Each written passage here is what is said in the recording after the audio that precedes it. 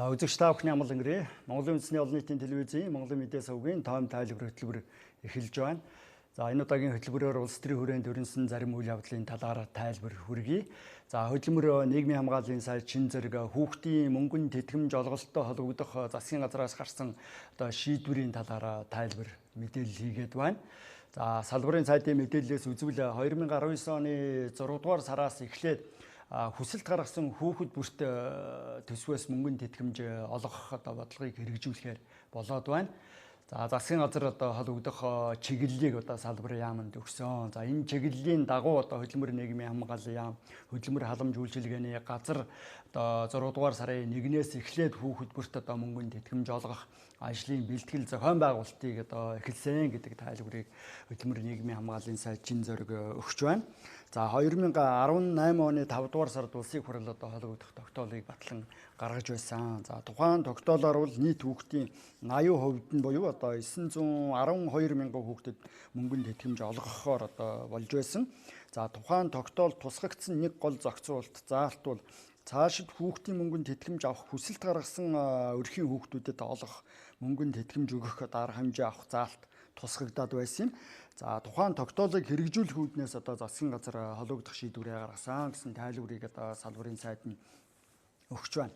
За хөдөлмөр нийгмийн хамгааллын яам болон хөдөлмөр халамж үйлчилгээний ерөнхий газар 2018 оны 7-8 дугаар сард орон нутгийн хөдөлмөр халамжийн хэлтсүүдийг түшиглэж бас холбогдох судалгааг хийж байсан. За өөрөөр хэлбэл хүүхдийн мөнгөн тэтгэмжээ авах хүсэлтэй айл өрхүүдийн тоо судалгааг гаргасан. За тухайн судалгаанаас үзвэл хөдөлмөр халамж үйлчилгээний ерөнхий газрын өрхийн мэдээллийн санд бүртгэгдсэн 980 мянган хүүхэд мөнгөн тэтгэмжийг авах хүсэлтэй илэрхийлж байсан байна. За улсын хурлын хувьд 2019 оны төсвийг баталж гаргахдаа нийт хүүхдийн 80% нь буюу өөрөөр хэлбэл 912 мянган хүүхдэд мөнгөн тэтгэмж олох шаардлагатай 218 тэрбум төгрөгийг баталж байсан. За энэ төсвийн хуулийн дагуу 2019 оны 1-р сарын 1-ээс эхлээд өнөөдрийг хүртэх хугацаанд 912 мянган хүүхдэд сар тутам хүүхдийн мөнгийг олгож байгаа гэсэн тайлбарыг салбарын яамныхан өгч байна. За өнгөрсөн жил гаргасан судалгаагаар бол 912 мянган хүүхдэд дээр нэмэгдээд 70 мянган гаруй хүүхэд мөнгөн тэтгэмж авах хүсэлтэй гаргасан байна. За тиймээс 6 дугаар сараас эхлээд хүсэлт гаргасан өрхийн бүх хүүхдэд мөнгөн тэтгэмжийг олгоход ямар нэг саад бэрхшээлгүй боломж нь бүрдэж байна гэсэн тайлбарыг хөдөлмөр нийгмийн хамгааллын сайд чин зориг өгөөд байна. За салбарын сайдын мэдээлэл болон хэвлэлийнхний тавьсан асуултанд хөдөлмөр нийгмийн хамгааллын яамныхны өгсөн тайлбар мэдээллийг үзэгч та бүхэнд хүргэж байна. Иргэдэд хандаж хоёр зүйлийг хэлмээр байгаа юм. Нэг дэх асуудал нь улсын хурлаас гарсан 40-р тогтоолыг хэрэгжүүлэх хүрээнд хөдөлмөрийн яам, нийгмийн хамгааллын яам, хөдөлмөр халамж үйлчилгээний ерөнхий газраас 2018 оны 7-8 дугаар сард хүүхдийн мөнгөн тэтгэмжийг авах хүсэлтээ илэрхийлж хөдөлмөр халамжийнхаа хэлтсэд бүртгүүлж материалаа өгсөн бол энэ өрхийн хүүхдүүд хүүхдийн мөнгөн тэтгэмжийг дахиж хүсэлт гаргахгүйгээр хүүхдийн мөнгөн тэтгэмжээ авах эрх нь өсөж явах боломжтой. Харин өөрсдөө хөдөлмөр халамж үйлчилгээний хэлтсээр очиод манай хүүхдийн хүсэлт материал энэ өрхийн мэдээллийн санд нь орж үгүй юу гэдгээ үзээд тулгалт хийгээд баталгаажуулах арга хэмжээ авах нь зүйтэй бол байна. Хоёр дахь асуудал нь хэрвээ 2018 оны 7-8 дугаар сард хийгдсэн судалгаанд хамрагдаагүй байгаа өрх үлдсэн байгаа бол өнөөдрөөс эхлээд дүүргийнхэн болоод аймгийн хөдөлмөр халамжийн сумынхаа нийгмийн ажилтнуудад хүүхдийн мөнгөн тэтгэмжийг авах хүсэлтээ илэрхийлэх боломжтой. Энэ материалыг авсны дараагаар бид нар амжиргааныхын төвшинг нь 6 дунд даалгасан оноогоор татаж үзээд ингээд энэ хүүхдийн мөнгөн тэтгэмж хамруулах баталгаажуултыг нь гаргаж хүүхдийн мөнгөн тэтгэмжид бол олоход арга хэмжээг авна. За 2019 оны 6 дугаар сарын 1-ээс эхлээд хүсэлт гаргасан өрхийн хүүхдийн мөнгөн тэтгэмж олгоход нэмэлт 12.3 тэрбум төгрөгийн их усур шаардлагатай бол байгаа. Энэ 12.3 тэрбум төгрөгийг 2019 оны хөдөлмөр нийгмийн хамгааллын сайдын батлагдсан төсвийн багцтай багтааж зохион байгуулж иргэдэд хүүхдийн мөнгөн тэтгэмжийг олгох бүрэн боломжтой гэж сангийн яам манай яам үзэж тооцоогоо нийлсэн гэдгийг хэлье.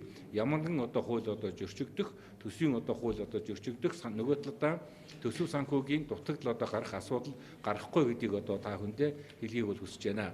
Тийм учраас бол иргэдэд зориулж анхааруулж хэлэхэд нэгдүгээр асуудал нь өнгөрсөн оны 7-8 сард бид нар энэ хөдөлмөр халамжийнхаа хэлтэс нийгмийн ажилтнаа хүсэлтэд өгсөн үгүй юу гэдгийг нягтлж мэдээллийнхэн баазад орж үгүй юу гэдгийг баталгаажуулах хэрэгтэй. Хоёр дахь асуудал нь энэ судалгаанд хамрагдаагүй байгаа өрх байгаа бол өнөөдрөөс эхлээд дүүргийнхээ аймгийнхаа сумынхаа нийгмийн ажилтнанд хүсэлтээ гаргах юм арга хэмжээг авах нь зүйтэй гэдгийг та бүхэндээ хэлхийг хүсэж байна. Ингээд та бүхэнд бас ийм мэдээллийг өгч байгаа. Ингээд манай хөдөлмөр халамж үйлчлэгийн ерхий газрын агентлагийн дарга бас хүрэлцэн ирсэн байгаа. Зарим тодруулах зүйл байх юм бол хэрхэн яаж зохион байгуулах, ямар материал бүрдүүлэх талаараас дэлгэрэнгүй мэдээлэл өгнө.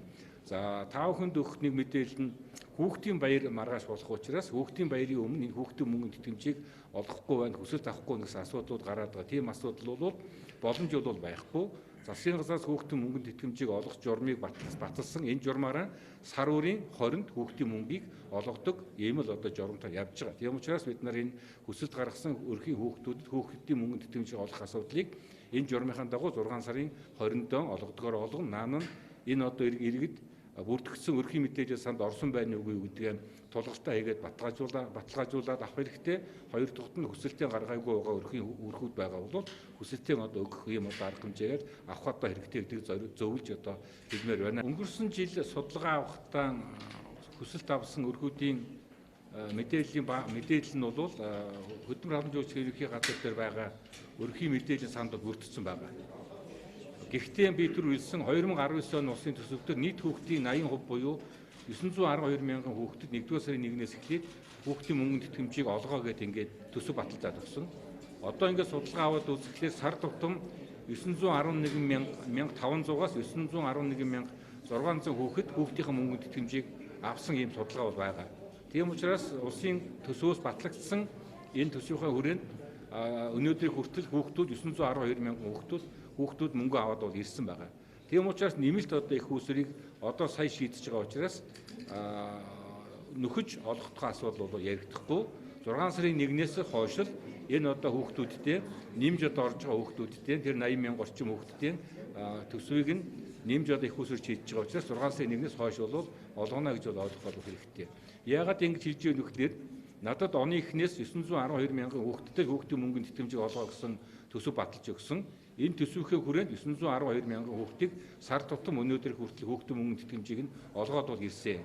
Тийм учраас өмнө нь 7 сард 8 сард бүртгүүлсэн байгаа өрхийн мэдээлэл санд орцсон байгаа өрхүүдийн мөнгийг 1 сарын 1-ээс нөхөж олгоно гэдэг асуудал байхгүй. Нэмэлт их усөр 6 сарын 1-ээс гэж бас шийдэгдэж байгаа учраас 6 сарын 1-ээс эдгээр өрхийн хүүхдүүд мөнгө авах энэ боломжинд бүрднэ. Хоёр дахь асуудал нь нийт хүсэлт гаргасан хүүхдүүдэд өрхийн хүүхдүүдэд мөнгөнд тэтгэмжээ олгоо гэдэг асуудал яригдж байгаа. Гэхдээ 670 гэсэн босго оноотой холбоотой асуудлыг бас бид нар авч үзье гэсэн боломжтой бол байгаа. Заавал 670 гэсэн босго оноог авч үзэхгүй бол бас сүүлийн хагас жилд олох 12.3 тэрбум төгрөгөндөө бас хүүхдийн тоо хамрах хүрээ нэмэгдээд нэмэлт их усс шаардлагачих юм асуудал гарч магадгүй гэсэн боломж байгаа учраас бол эхний ээлжинд 670 гэсэн оноогоо татна. Тэгээд нэмэлт хүсэлт гаргаж байгаа иргэдийн тоон энэ 12.3 тэрбум төгрөгөндөө багтахаар байхаа бол дараа нь босго оноог хэрэглэхгүй гэдэг бас жич бас шийдвэрлэх юм бодолтой бол байна. Тийм учраас бол нэмэлт их усс 12.3-даа багтаах болчихвол бас жаахан төсвийн их уср дутагдах асуудал гарч магадгүй гэж боломж байгаа учраас эхний ээлжинд одоогийн 100-аад мянган хүүхд нэмж орж ирэх гэж штэ. Энэ хүүхдүүдийн асуудлыг бол босго оноогоор бол татаж үзэн. Нийтдээ бид түр 980 мянган хүүхэд бол одоо мэдээллийн санд бол бүртгэгдсэн байна. Одоо 912 хүүхдээ өгж байгаа. Тэгэхээр цаана нь бол 76 мянган хүүхдийн материал ирсэн. Энэ 76 мянган хүүхэд нь бол манай хөдөлмөр халамж үйлчлэгийн ерхий газраас гаргаж өгсөн мэдээлэлээр бол босго оноондоо багтаж байгаа хүүхдүүд бол байгаамаа. Тийм учраас бол одоо 6 сарын 1-ээс хүүхдийн мөнгийг олгох гэж 980 мянган хүүхдэд хүүхдийн мөнгийг олгоход бэлэн байна. Материал нь бүрдсэн босго оноогоо хангаж байгаа хүүхдүүд бол байна. Эхний ээлжинд бол бид нар ямар ч байсан эхний ээлжинд 670 өргөдлөө өгсөн айлуудаасаа 670 оноогоо хангаж байгаа тэр 80 мянган хүүхдийн асуудлыг эхний ээлжинд бол шийдээд мөнгө нь олгочих.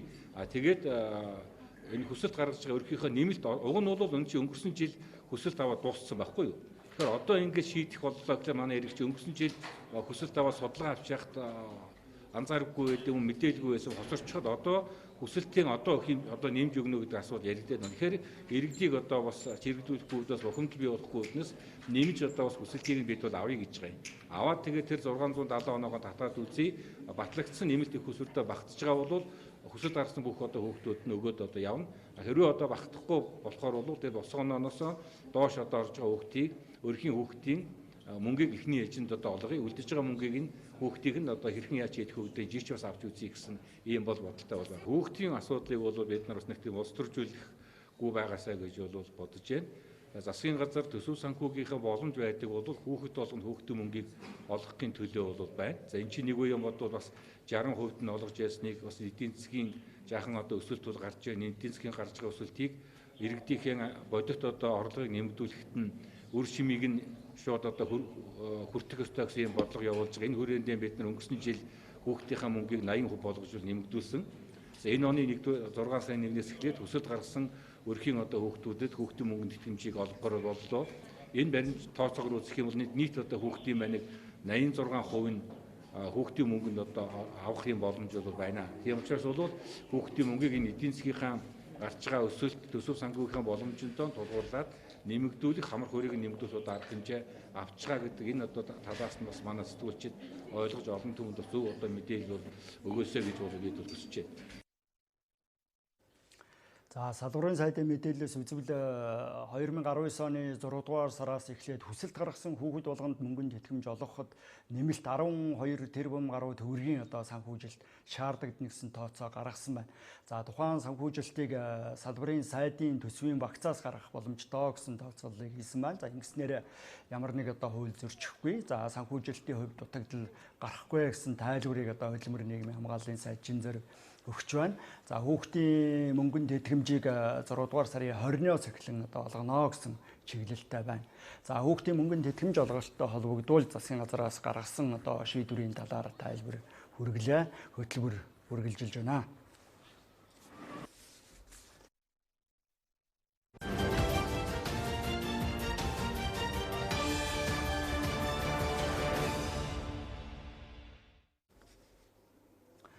За парламентын хувьд өнөөдөр авто тээврийн тухай хуулийн шинжилсэн найруулгын төслийн хэлэлцэх асуудлыг шийдвэрлээд байна. Өөрөөр хэлбэл тухайн хуульд шинжилсэн найруулга хийх шаардлагатай гэж одоо улсын хурлын гишүүдийн олонх нь үзэж байна. За засгийн газрын хувьд одоо холбогдох хуулийн төслийг одоо боловсруулан гаргасан. За ер нь авто тээврийн салбарт бодлогын чанартай холбогдох зохицуултууд өмнө хийгдэж байсан.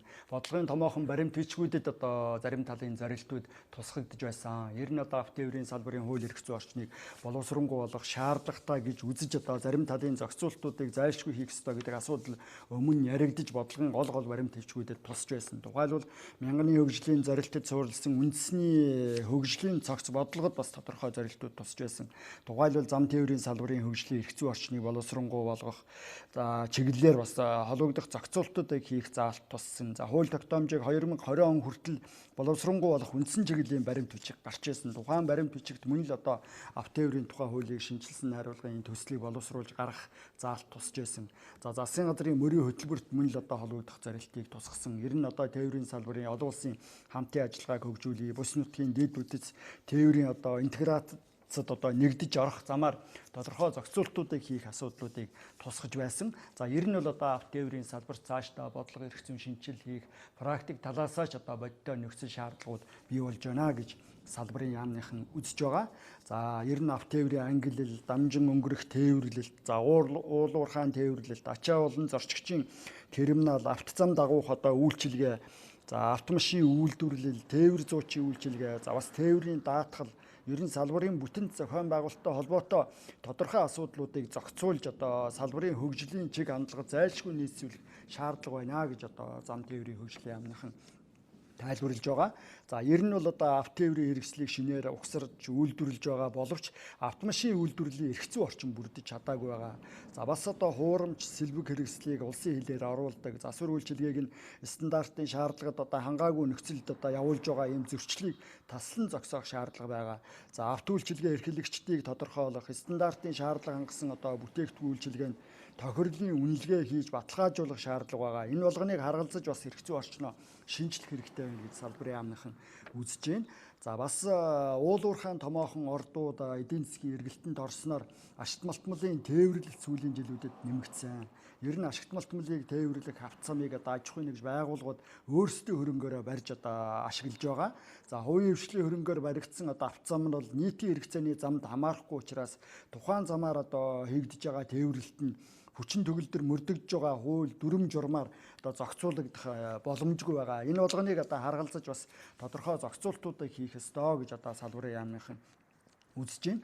За сүүлийн жилүүдэд автотээврийн хэрэгсэл ер нь бол олноороо бүртгэгдэж байгаа. За 2018 оны байдлаар бол 970 мянган автотээврийн хэрэгсэл бүртгэгдсэн. За хууль гарснаас хойш хугацааныхаас бол ер нь 7.2 дахин нэмэгдсэн гэсэн үзүүлэлттэй байгаа. За ингэснээрээ бол автотээврийн хэрэгслээр хийгдэж байгаа зорчигч болон ачаа тээвэрлэлтийн хэмжээ бол жил болгон нэмэгдэж байна.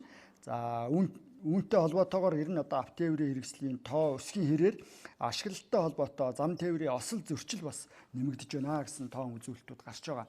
Тухайлбал сүүлийн 5 жилийн статистик тоон үзүүлэлтээс авч үзэхэд жилд дунджаар 32 мянган автотээврийн осол гарч байна. За 10 тэрбум гаруй төгрөгийн хохирол учирсан. За 1200 гаруй хүн бэртэж гэмтсэн, 558 хүн амнасаа алдсан, нас барсан гэсэн юм тоо үзүүлэлт гарсан байна. За энэ бол цаашдаа зайлшгүй анхаарах ёстой, бодлогын зохицуулт хийх ёстой юм сөрөг тоон үзүүлэлтээ гэж талууд үзэж байгаа.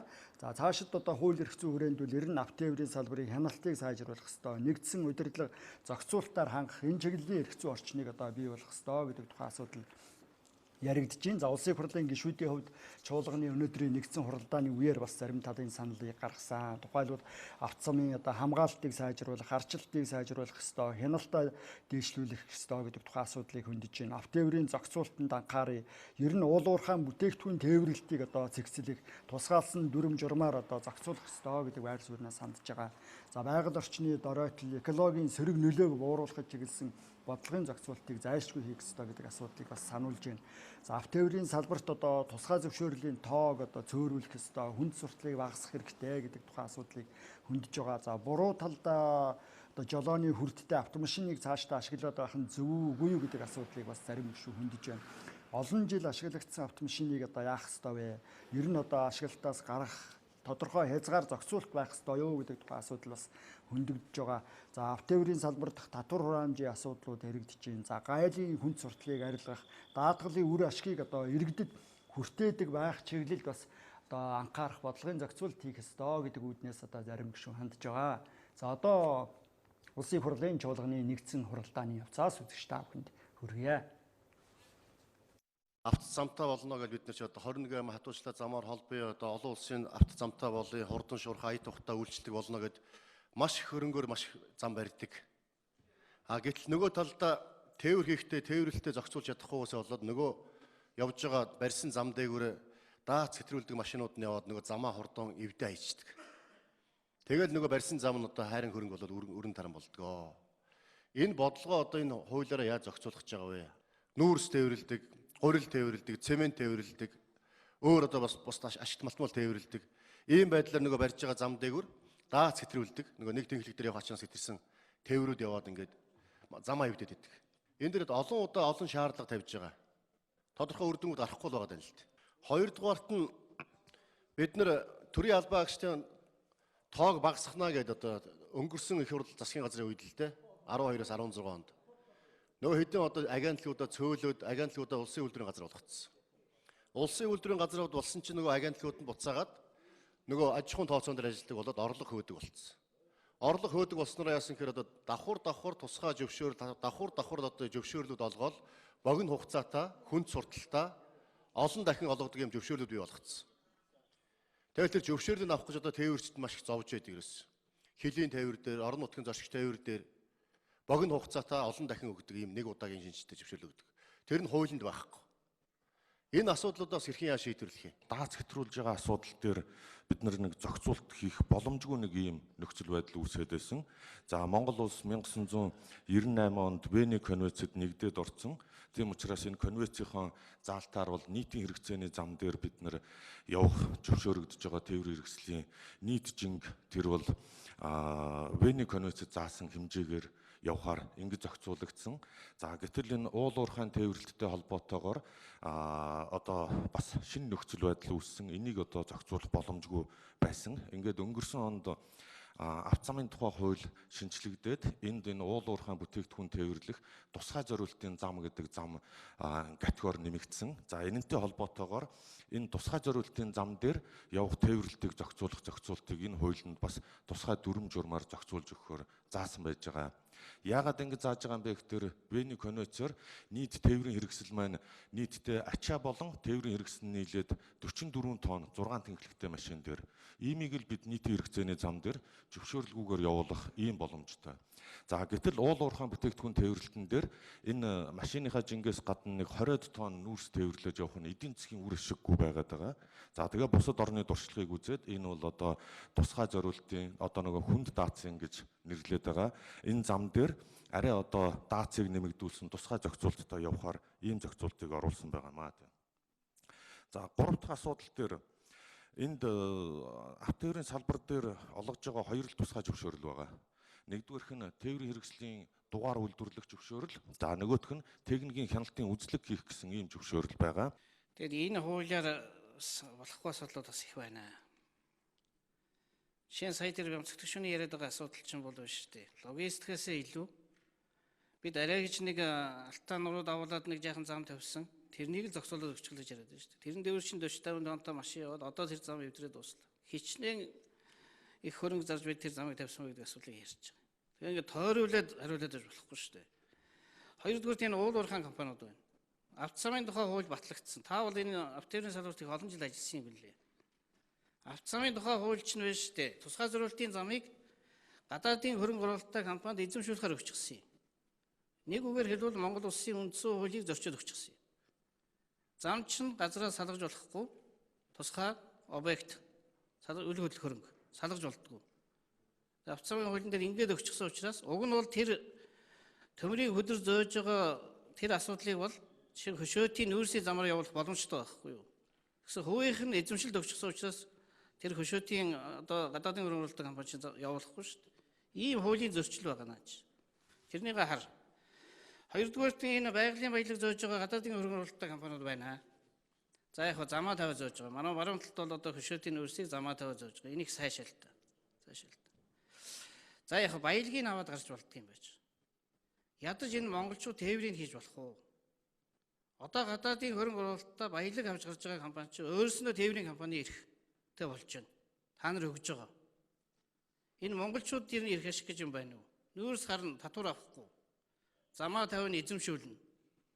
За тээвэр хийн хийлэхгүй. Монголын ард түмэнд юу үлдэх вэ? Ийм нэг асуудал байна. За дац хэтрүүлж байгаа асуудал дээр бид нар бас шийдлүүдийг гаргаад авто замын тухай хуулинд за мөн одоо энэ төлбөр хурааж байгаа системийг авто замын ашиглалтын байдалд тавьж байгаа хяналттай нийцүүлэхээр ийм дүрм журам гаргаад ингээд стандартыг батлаад явуулж байгаа. Тэгэхээр энэ дээр төлбөр авж байгаа асуудал нь энэ ашиглалтын байдалд хамт хяналт тавиад даацаас нь хамааруулаад төлбөрөө авна. Даац хэтэрж яддаг юм бол энэ тухайн замаар явахгүй байх. Ийм зохицуулт бол тусгсан байгаа. Энэ нь одоо бусад дүрм журмаар зохицуулагдаад явж байгаа. За яг тусгай зориултын замын хувьд бол шууд гадныханд эзэмшүүлнэ гэсэн бол авто замын тухай хуулийн дээр бол заалт бол байхгүй. Тухайн одоо уурхайг эзэмшигч ашиглагч нь мөн одоо саяхан энэ засгийн газрын тогтоолоор батлагдсан тусгай зориултын зам барих ашиглах тухай бас дүрм батлагдсан. Энэтэй холбоотойгоор тэр уурхайн энэ ашигт мултимлыг тээвэрлэхдээ заавал одоо энэ байгаль орчинд одоо энэ хор хөнөөлтөй бас ийм хатуу уучлалттай авто замаа барьж ээж энэ тээвэрлэлтийг хийх тухай ийм зохицуулт орсон байгаа. За энэ дээр одоо бас тухайн эзэмшээд буцаагаад улсад энийг хүлээлгэж өгөх гэсэн ийм зохицуултууд нь дүрмээр зохицуулагдж байгаа. За монголчууд дараагийн асуудал өнөөдөр нүүрсний тээвэрлэлтэн дээр яг жолоочийн хувьд нэг ч хятад жолооч байхгүй. Энийг хариуцлагатайгаар бид хэлнэ. Хятадын хөрөнгө оруулалттай компани бол байгаа. Жишээ нь энэ 5 толгой гашуун сухай чиглэлд явж байгаа тээврийн компаниудын нэг 60 орчим хувь нь бол хятадын хөрөнгө оруулалттай компани бол байгаа. Жолоочийн хувьд бол нэг ч хятад жолооч бол байхгүй. Ослын шалтгаан бол түрүүний ярьж байгаа энэ баруун зүүн хүрд ингэж хольж одоо машин явдгаасаа жолоотой хүрд баруун зүүн жолоотой хүрд бүхий машин явдгаасаа бас болж байгаа болов уу гэж ярьдаг юм байлээ. Ер нь тэгээ цаашдаа ингэж яваад ах юм уу? Одоо 60% баруун талдаа 40% зүүн талдаа гэж ярьж байна л да. Нийслэл чинь бол ер нь машин явж чадхаа болоо шүү дээ. Жилээс жилд. 21 оноос бас нэг хориглох юм шиг ярь бод тий. Тэгэхээр эхний ээлжийн нийслэлдээ зохицуулт хиймээр. Хөдөө орон нутгатаа бол одоо тэр малын мэлчээрт буруу өргөлтэй машин унаад явж ирсэн чинь яах вэ гэж бодогдох юм. Түүнээс гадна Монгол бас автотээврийн оршуулгын газар боллоо л да, агтлагдсан автомашины гадаадад одоо агтанд орсон машинууд Монгол руу л чөлөөтэй орж байна. Энд чинь нөгөө автын ослыг нэмэгдүүлээд байгаа л да. Мөн агтлагдсан дугуй. Тэгэхээр бас одоо 7 ч юм уу 10 ч юм уу тодорхой жил заагаад энээс дээш одоо хөгшин машиныг оруулахгүй гэсэн ийм бодлого энэ хуулийн дээр чинь байгаа юу? За хүрдний байрлалын хувьд хуулийн дээр бид нэр тодорхой хугацаанд нас эхлээд энийг бүртгэж авахгүй байя гэсэн ийм зохицуулт оруулсан. За энэ нь өөрөө импортоор бусад улсуудын хувьд аваад үзэхдээ эсвэл импортыг тас хоригддог, эсвэл номер дугаар олгодгүй, эсвэл өндөр татвартай байхаар ингэж зохицуулагдсан байдаг. За манай улсын хувьд энэ замын инженерийн байгууламж нь замын хөдөлгөөн зохион байгуулалт нь бүгд зүүн талдаа жолооны хүрдтэй тээврийн хэрэгслэр хийгдсэн байдаг учраас энэ нь дүрмийн зохицуултын хувьд жоохон гажуудалтай. Энээсээ үүдээ зам тээврийн осолд илүү нөлөөлдөг юм байгаа гэсэн ийм судалгаа байдаг тийм. За олон жилийн насжилттай тээврийн хэрэгслийн хувьд мөн ялгаагүй замын хөдөлгөөний аюулгүй байдлын стратеги дээр 6-аас дээш жилийн насжилттай машины импортыг хязгаарлана гэсэн ийм зохицуулттай боловч энийг одоо бид нар бас шийдвэр гаргуулах гад татварын нэмийгээд бас шийдвэр гарах асуудал дээр бол дэмжигдээгүй. Ер нь бол дэлхийн улс орнууд 7-оос дээш жилийн насжилттай машиныг бол өндөр насжилттай машин гэж үздэг. За манай улсын нийт автотээврийн хэрэгслийн паркийг аваад үздэг юм бол 80 орчим хувь нь 10 болон түүнээс дээш жил ашиглагдсан ийм өндөр насжилттай машин байгаа. За ингээд энэ дээр бол бид нар цаашдаа бас энэ татвараар нь энийг бас зохицуулъя гэсэн асуудал байгаа. За хуулийн 23-7 дээр ямар тээврийн хэрэгслүүдийг Монгол улсад бүртгэж авахгүй юм бэ гэдэг асуудал тусгагдсан. Энэ дээр мөн одоо энэ Монгол улсын стандартын шаардлага хангахгүй ийм одоо эвдрэл гэмтэлтэй гэх мэтчлэн ийм олон үзүүлэлттэй заасан байж байгаа. Ийм тээврийн хэрэгслүүдийг бүртгэж авч хөдөлгөөнд оролцуулахгүй гэсэн ийм зохицуулт байгаа. Миний түрүүний асуусан асуултууд бол хуулийн дээр бол нэг товч тодорхой суугаагүй юм байна л да. Ер нь тэр 7-оос дээш жилийн насжилттай автомашины хөгшин машин гэдэг ийм хөгшин машиныг бол олон улсын хан бол одоо олон улсад импорт оруулахыг үндсэндээ хоригддаг юм байлээ. Манайх бол одоо тэгэл арьсаа хамгаалаад зарим нэг хүмүүсийн хэл амнаас яадаг ч юм уу ингээд одоо хоригдлохгүй байгаа чинь наана их ард түмэнд тусрагж байгаа боловч цаанаа бол маш их хохирол эдийн засгийн болоод амь насны хохирол эрүүл мэндийн хохирол учруулж байгаамаа. Энэ хуулийн дээр чинь бол иймэрхүү зүйлийг бол бас одоо зохицуулах гэж хууль гаргахаас биш өөр одоо бүр хийсэн хууль одоо бичсэн бол энийг бол гаргаач яадаг юм бэ? Төслийн үзэл баримтлал дээр тэр дундаа уул уурхайн тээвэрлэлтэй холбоотой харилцааг тусгай журмаар зохицуулах шаардлагатай байна гэдэг энэ асуудал бол бас цаг үеэ олсон одоо чухал арга хэмжээ гэж ингэж үзэж байгаа. Тэгээ ямар асуудлуудыг журмаар зохицуулахаар ингэж одоо төлөвлөж байгаа бэ? Энэ нь өөрөө яг одоо ингэн тэгнэ гэсэн энэ танилцуулга өөрөө төслийн үзэл баримтлал дээр алгалдаа. Нөгөө талаараа яг одоо энэ хойдлын судалгаа, эдийн засгийн үр нөлөө, үр ашигын талаар мэдээлэлүүд үзэхэд яг энэ авто замтай холбоотой энэ асуудал дээр бас төдийлөн бодит одоо нутаг дэвсгэрийн асуудал заагаагүй байна л да. Тэгэхээр энэ дээр ер нь бол ямархуу харилцааг зохицуулахаар энэ хууль эрх зүйн орчинд шинжилж өөрчилж орж иж байгаа гэсэн нэгдүгээр асуултыг асууя. За хоёрдугаарт нь болохоор авто зам нь өөрөө тухайн одоо газар нутгийн бүс нутгийн тухайн нутгийн ард иргэдийн ахуй амьдралтай шууд салшгүй холбоотой байж байгаа. За тухайлбал одоо Өмнөгөө аймаг гэхэд уул уурхайн бүс нутаг мөн адилхан одоо бүр хоёр хилийн бомт руугаа нүүрс тээвэр хийдэг, ачаа тээвэр хийдэг ийм гол бүсэнд нутаг байгаа л да. Тэгэхээр авто замтай холбоотой гашуун сухатын тээвэрчдийн, жолоочдын асар том бухимдал энд үүсцэн явж идэг. Үүнийгээ манай авто тээвэр, зам тээврийн яам маань зохицуулж удирдах чадахгүйгээр ингээд сүүлийн хэдэн жилиг ардаа орхиж байна. Маш их хэмжээний хүнд одоо аваар осол, гэмтэл, хүн амь насаа алдах хүртэл, ажлын байран дээр алдах хүртэл ийм тохиолдлууд гарч байна. Энэ дээр ер нь ямар одоо эргэцэн үр дагаврыг нь сайжруулах чиглэлээр энэ хууль эргэцэн орчинд ямар заалтуудыг тусгаж оруулж ирж байгаа вэ? Уул уурхайн тээвэрлэлтийн хувьд засгийн газраас энэ дүрмийг гаргахаар төлөвлөж байгаа. За энэ дээр бол түрүүний хэлсэн нийтийн хэрэгцээний зам талбай дээрээс арай илүү даацтай, арай илүү урт өргөн өндрийн хэмжээ нь одоо илүү ийм одоо тээврийн хэрэгслийг зөвшөөрөх. За мөн энэ дээр явж байгаа хөдөлгөөний аюулгүй байдлын асуудлыг бас зохицуулах гэх мэтчлэн ийм зохицуултууд байгаамаа тийм. Жишээ нь энэ замын хөдөлгөөний аюулгүй байдлын тухай хуулийн дээр заасан байж байгаа.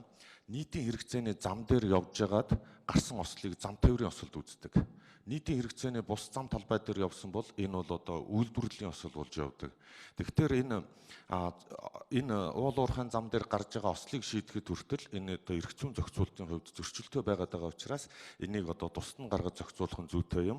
Бусад орнч гэсэн бас ингэж зохицуулсан байна гэж байгаа. Дотоодын ачаа тээврийн одоо энэ логистикийг хөгжүүлэх талаар одоо ямар арга хэмжээ авахар ямар бодлого барьж одоо ажиллаж байгаа вэ гэдгийг асуух гэсэн.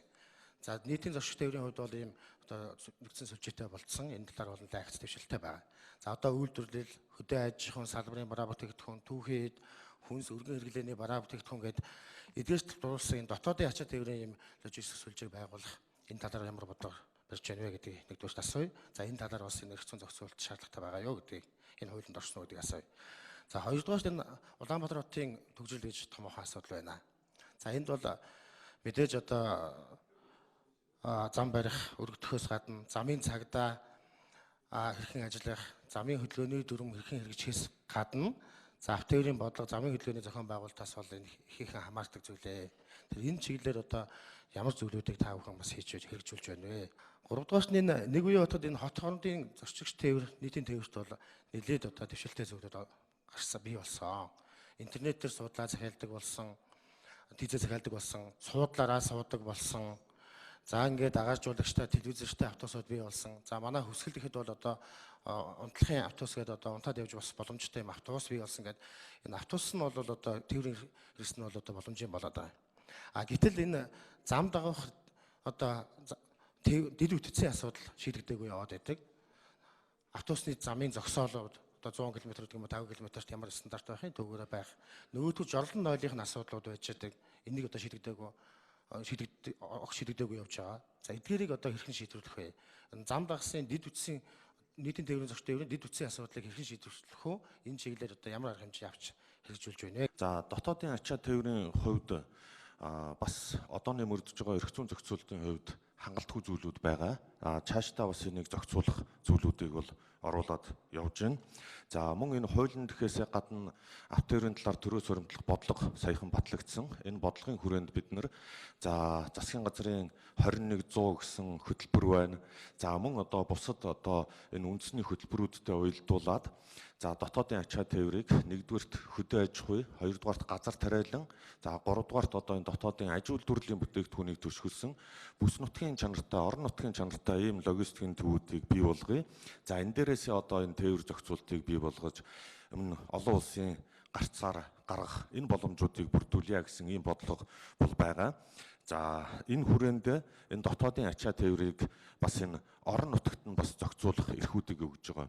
За ер нь өмнөх хуулиар бол одоо энэ орон нутгийн засаг дарга иргэдийн хуралд бол тодорхой эрх мэдлүүдийг бол олгоогүй байсан бол энэ удаагийн хуулиар бол орон нутагт нь одоо тодорхой эрх мэдлүүдийг олгож орон нутаг тээврийн асуудлыг өөрөө мэдэж зохицуулдаг, хөгжүүлдэг ийм одоо чиглэлийг баримталж ажилласан байгаа. За төгжрлийн хувьд хамгийн нэгдүгээрт дэд үтц зохицуултын асуудлууд байгаа. За 3 дугаарт нь бусад орны хувьд ингээд үзэхэд ер нь энэ түгжирлийг шийдэж байгаа нэг асуудал бол энэ зохицуултаас гадна машиныхаа тоог хязгаарлаж байгаа. Жишээ нь Бээжин гэхэд одоо нэгт шинээр номер олгодгүй, зөвхөн хуучин машинаас сольж байгаа тохиолдолд оронд нь шинэ машин олгож байгаа. За Сингапур гэхэд одоо тодорхой жил болгон ашиглалтаас хасагдсан машиныхаа хэмжээгээр квот тогтоож өгдөг. Гэх мэтчлэн ийм зохицуултууд байгаа. За яг энэ дээр нь бол бид нар энэ хотын түгжирэлтэй холбоотой гэдэг ийм зохицуулт бол одоо манай хуулийн дээр бол бас тусаагүй. Зүгээр ер нь цаашдаа энэ хязгаарлалтыг хийх талын зохицуултууд бол туссан. За өмнө одооны мөрдөж байгаа автотээврийн тухай хуулийн дээр автотээврийн дэд үтцийн талаар нэг ч үг өгүүлбэр байхгүй байгаа. Энэ зорчигчийн терминал, зам дагах үйлчилгээний байгууламж, ачааны терминал гэдэг. Тэгэхээр энэ цаашдаа энэ үйлчилгээ маань олон жил гудамнаас гудамд явж ирлээ. Тийм учраас энэ дэд үтцийг хөгжүүлье. За дэд үтцийг хөгжүүлэхдээ хувийн хвшлийн хөрөнгө оруулалтанд түшиглэж, төр хувийн хвшлийн түншлэлийн хүрээнд хэрэгжүүлье. За ингээд цаашаа одоо энэ өөрийн гэсэн дэд үтцтэй болсон тохиолдолд энэ тухайн зохицуултыг бас аж ахуйн нэгжүүдэд шилжүүлж болох юмаа гэсэн ийм одоо зохицуултууд бас орсон байж байгаа. Манайд бол юунаас болж аваараас л маш их гараад байгаа вэ гэхээр бол одоо баталгаагүй сэлбэг хэрэгэлдэг. Ялангуяа дугуй. Манайх бол одоо ингээд энэ бусад орнуудаас хуучин дугуй их оруулж ирдэг. За энэ үлбээр одоо ингээд хуурамч байдлаар их завсар үйлчилгээ хийгдчихсэн иймэрхүү дугуйнууд оруулж ирснээс болоод замд бол аваар осол маш их гардаг. Энтэй холбогдсон зүйл заалт энэ бусад юмнуудыг бас нэлээд наривчлах хэрэгтэй байхаа. Энэ сэлбэг хэрэгслийн стандарт энэ юмн дээр бол шаардлага жоохон нэмэгдүүлэх, хариуцлагын тогтолцоог өндөрлүүлэх чиглэл дээр бас анхаарч үзвэл яасан болоо гэж одоо нэг ийм зүйл байх юм аа. За тэр маш олон одоо тусгай зөвшөөрөл янз бүрийн юмнууд их байдаг мөртлөөсөө за хийгдэж байгаа ажлууд нь тодорхой ус байна гэдэгтэй бол бас санал нэг байгаа. Ер нь бол зүгээр энэ хот хоорондын замын хураамжууд аваад байдаг мөртлөөсөө хот хоорондын замын засвар үйлчлэгийн нөхөөс энэ бусад юмнууд нь бол хангалтгүй хийгдэж байна гэдэг шүүмжил асар их байдаг. Зүгээр бид нар одоо ингээд та нар нэг имийг аваад үзээрэй. Ингээд Улаанбаатараас Дархан руу явхад 2020-ийн төвчөөний тэнд нэг сүртэй урт одоо ийм нөгөө мөнгө хураадаг нэг юм хийцсэн. Тэр ерөөсөө одоо 2хан канал нь одоо ашиглагддаг. Бусд нь ингээд миний л мэдхийн байгуулагдаад бараг 5 6 10 жил болж байна. Ерөөсөө ашигладаггүй. Ашиглалтгүй байж байгаа дээдлийнх нь төмөр бүх юм хуураад унаад хуураад одоо ингээд бараг дуусч байгаа. Тэгсэн мөртлөө ингээд ачаал төвд машин очрлуулаад байдаг. Тэгээ эндээс яваад Дарханд очиод дахиад хураадаг. Тэгэхээр хоёрын хооронд ийм хийж байгаа хооронд эндээс нэг мөр энэ гол замаа аваад дархныхыг бол орон нутгийнх нь юмд нь орхихгүй бол цаахан талд нь 500 м ахаад орон нутгийнх нь байж идэг. Энэ мэтчлэнгээр ийм зохицуултын юмнууд дээр бол бас та нар анхаараач. За зам тээврийн хөгжлийн яамныхны тайлбар байр сууриас үзвэл цаашдаа холбогдох хуулийг шинжилэн найруулснараа эдийн засгийн талаас нийгмийн хувьд ч одоо тодорхой үр дүн гарах боломжтой гэж үзэж одоо зарим талын тайлбарыг өгч байгаа. За тухайлбал автотээврийн салбарын хөгжлийг одоо олон улсын болон бүс нутгийн хөгжлийн чиг хандлагад нийцүүлсэн эрх зүйн орчин бүрдэнэ гэдэг тайлбарыг салбарын яамныхан өгч байна. За ер нь бол одоо автомашины сэлбэг хэрэгсэл угсрах, үйлдвэрлэх, за ер нь бол тээврийн хэрэгслийг одоо ашиглалтаас гарсан тээврийн хэрэгслийг устгах, дахин боловсруулах үйлдвэрлэлийг хөгжүүлэх боломжтой болно. Ингэснээр эдийн засгийн одоо өсөлтийг нэмэгдүүлэх боломж бүрднэ гэсэн тайлбарыг одоо зам тээврийн хөгжлийн яамны төлөөлөл өгч байна. За ер нь бол одоо ачаа болон одоо зорчигч тээвэр тавигдах шаардлага нөхцөл хариуцлагын тогтолцоо сайжирнаа гэж үзэж байгаа. За ингэснээрээ бол иргэдэд одоо аюулгүй ая тухтай хүртээмжтэй үйлчилгээ үзүүлэх эрх зүйн орчин бий болно гэсэн тайлбарыг салбарын яамныхан өгч байна. За тээврийн ажил үйлчилгээний чанар хүртээмж сайжирнаа. Бас стандартын шаардлага хангасан одоо тээврийн хэрэгслийг замын хөдөлгөөнд оролцуулах нөхцөл боломж бүрдэнэ. За ингэснээр одоо агаарын бохирдол багасах, зам тээврийн осол зөрчил буурах боломжтой болно гэж үзэж байгаа. За ер нь бол одоо салбарын хууль тогтоомжийн зөрчил, давхардал, хийдэл одоо арилгах боломжтой гэж зам тээврийн хөгжлийн яамныхан тайлбарлаж байна. За улсын хурлын хувьд автотээврийн тухай хуулийн шийдэлсэн найруулгын төслийн хэлцүүлгийг цаашид үргэлжлүүлнэ. За холбогдох байнгын хороо болон одоо чуулганы нэгдсэн хуралдаанаар яригдж одоо эцэслэн батлагдана гэсэн чиглэлтэй байгаа юм аа. За үзэгч та бүхэнд парламентын төвшөнд анхаарал татаж өрнөсөн үйл явдлын талаар тайлбар хүргэлээ. Хөтөлбөр үргэлжилж байна. Одоо дэлхийн зарим хотуудын цагаарын мэдээг үзэгч та бүхэнд хүргье.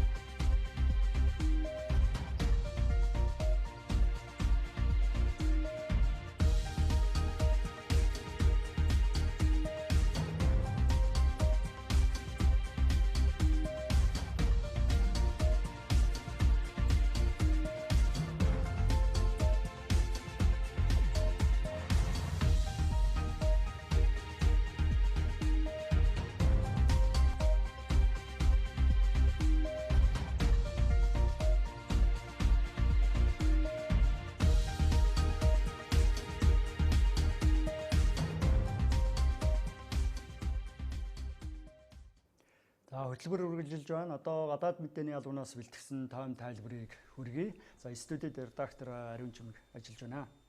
Орой минь хүргэе. Тойм тайлбар хөтөлбөрийн энэ хэсэгт Бүднайрамд Хятад улсын даргын Оросын холбооны улсад хийхээр төлөвлөж байгаа төрийн альчилтай холбоотой сэдвийг онцолж байна. За Бүднайрамд Хятад улсын дарга Ши Жинпин Оросын холбооны улсын ерөнхийлөгч Владимир Путиний урилгаар эх 7 хоногт Оросын холбооны улсад төрийн альчлал хийхээр төлөвлөж байна. За Ши Жинпиний анхны төрийн альчлал эх 7 хоногийн лав гарагт Москвад эхлэж, за тэрээр пүрэв баасан гарагуудад Оросын холбооны улсын Санкт Петербург хотноо болох олон улсын эдийн засгийн форумд оролцох юм байна. За энэ альчлалаар Орос Хятад хоёр Америкийн нэгдсэн улсын эдийн засгийн шахалт нэмэгдэж байгаатай холбогдуулаад стратегийн түншилээ улам өргөжүүлэн бэхжүүлэх төлөвтэй байна гэж ажиглагчид харж байна. За Бүднайрамд Хятад улс Америкийн нэгдсэн улстай худалдааны маргаантай, Оросын холбооны улс Америкийн нэгдсэн улстай мөн л эдийн засгийн хориг арга хэмжээ улс төр дипломатын тал дээр бол ойлголцохгүй байгаа учраас хоёр тал бодлого хамтын ажиллагаагаа улам ойртуулах арга замуудыг эрэлхийлж байгааг хэвлэлүүдэд онцолж байна. За Оросын холбооны улсын ерөнхийлөгч өнгөрсөн 4-р сарын сүүлээр Бүднайрамд Хятад улсад айлчилж Ши Жинпиний гол бодлого болох бүс ба замыг дэмжиж ажиллахаа илэрхийлсэн.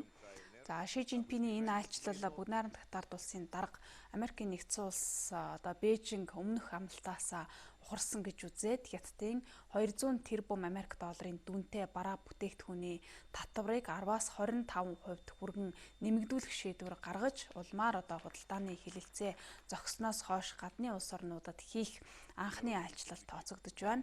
За Бээжин Вашингтоны талаас тавьж байгаа асуудлыг няцааж Америкт нэмэлт шаардлагуудыг тулгаж байна гэж ингэж үзэж байгаа. Ийм учраас Америкийн нэгдсэн улсын 60 тэрбум Америк долларын дүнтэй барааны гайлын татварыг нэмэгдүүлсэн нь маргааш буюу 6 дугаар сарын 1-ээс хэрэгжих гэж байна. За Оросын холбооны улс болон Хятад улсын хувьд бол 2014 оны Украины хямралаас хойш олон салбарт хамтын ажиллагаагаа өргөжүүлэн тэлж байна.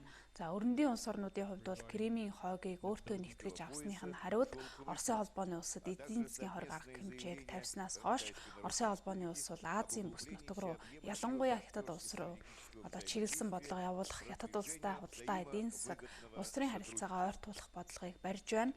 За Ши Жинпиний энэ удаагийн айлчлалын хилэлцэх гол сэдв нь бол эдийн засгийн хамтын ажиллагаа байх нь бол тодорхой байгаа. За өнгөрсөн оны байдлаар хоёр орны худалдааны эргэлт 24.5% өсөж 108 тэрбум Америк долларт хүрсэн. За хоёр тал худалдааны эргэлтээ 2020 онд буюу эх он гэхэд 200 тэрбум Америк долларт хүргэх зорилтыг тавьсан байгаа. За Хятад улсын хувьд бол эрчим хүч, байгалийн хийн, нөөц баялаг, өндөр технологи, дижитал эдийн засаг, сансар судлалын салбарт Оростой илүү ойр нэгт харилцах сонирхолтой байна. Одоогоор Оросын холбооны улс нь Хятадын эрчим хүчний гол нийлүүлэгч орн болоод байна. За Путин Ши Жинпинаар 6 дугаар сарын сүүлээр Япон улсад болох эх хорийн бүлгийн дээд хэмжээний уулзалтын хүрээнд дахин уулзах төлөвтэй байна. Америкийн нэгдсэн улсын ерөнхийлөгч Дональд Трамп Японы Осакад Путин Ши Жинпин нартай хоёулантай уулзна гэж өмнө нь бол мэдэгдэж байсан. Гэхдээ Орос Хятадын аль нь Осакад Трамптай уулзалт зохион байгуулах талаараа бол аль биесний мэдээллийг одоогийн байдлаар өгөөгүй байна.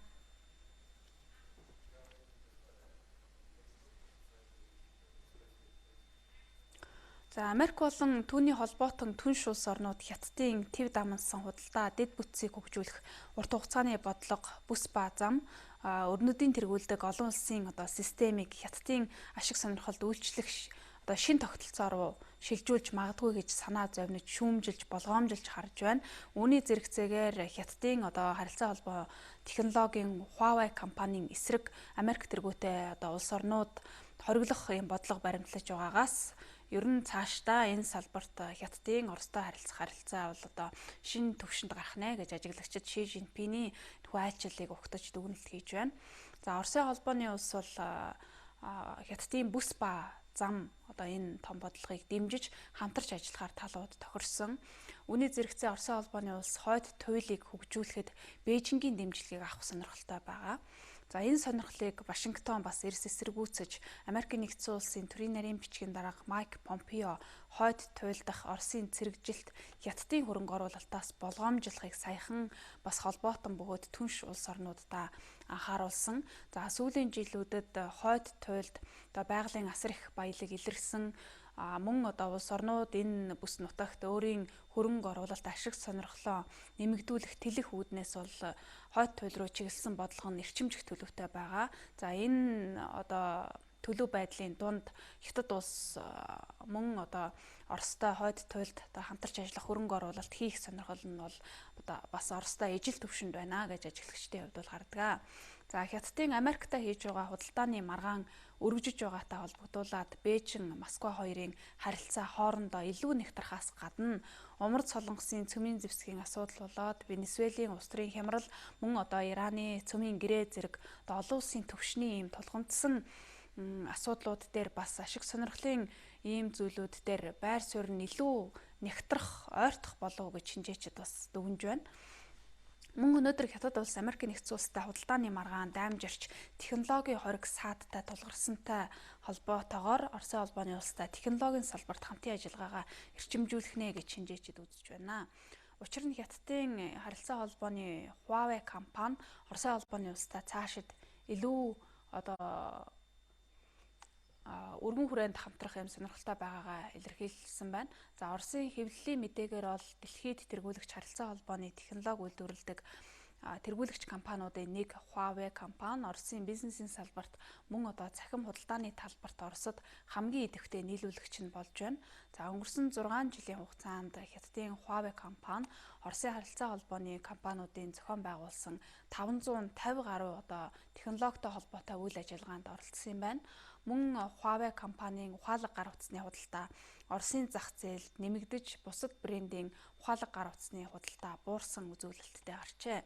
2018 оны байдлаар Huawei компани Оросын ухаалаг гар утасны зах зээлийн 28%-ийг дангаараа эзлэж тэргүүлсэн бол Өмнөд Солонгосын Samsung 26, Америкийн нэгдсэн улсын Apple 11%-ийг эзэлсэн байна. За Оросын зах зээл дээр сүүлийн жилүүдэд харилцаа холбооны технологи тоног төхөөрөмжийн эрэлт хэрэгцээ бол ихссэн. За тэнд асар одоо том эрэлт байна гэж Хятадын одоо Huawei компанийн шинжээч бол ярилцлага өгсөн байна. Одоогоор Huawei компани Оросын их сургуулиудад технологийн хамтын ажиллагааны 140 саналыг хүргүүлснээс Оросын 3 томоохон их сургууль одоо Хятадын Huawei компанитай хамтран ажиллана гэдгээ хариу илэрхийлсэн байна. За түүнчлэн Оросын холбооны улсын алс дорнодын бүс нутаг сүүлийн жилүүдэд одоо хөгжих энэ бүсийг хөгжүүлэх чиглэлд Оросын холбооны улс илүү идэвхтэй гадаад бодлого явуулж байгаа учраас ер нь энэ бүс нутагт мөн одоо Хятад улстай хамтрах ийм одоо зүйл бол яригдж байна. За энэ асуудал одоо Ши Жинпин даргын эх 7 хоногт хийх одоо төрийн хачлалын үеэр бас нэлээд их яригдж энэ бүс нутагт хамтарч ажиллах бас гэрээ хэлэлцээрүүд байгуулагдах болов гэж ажиглагчдын хувьд Ши Жинпиний одоо Оросын холбооны улсад хийх төрийн айлчлалыг урьдчилж таамаглаж харж байна.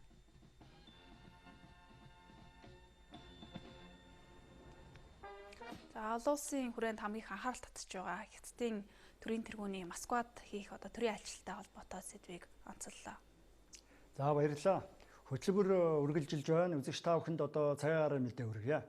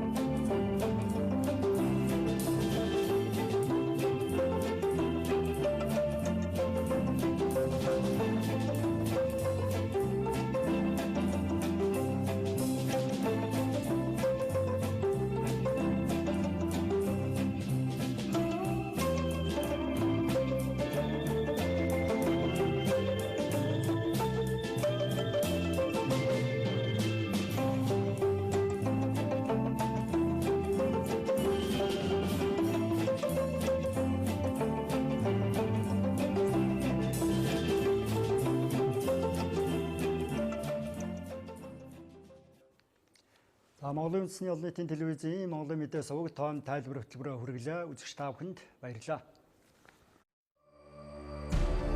Монголын мэдээ телевизийн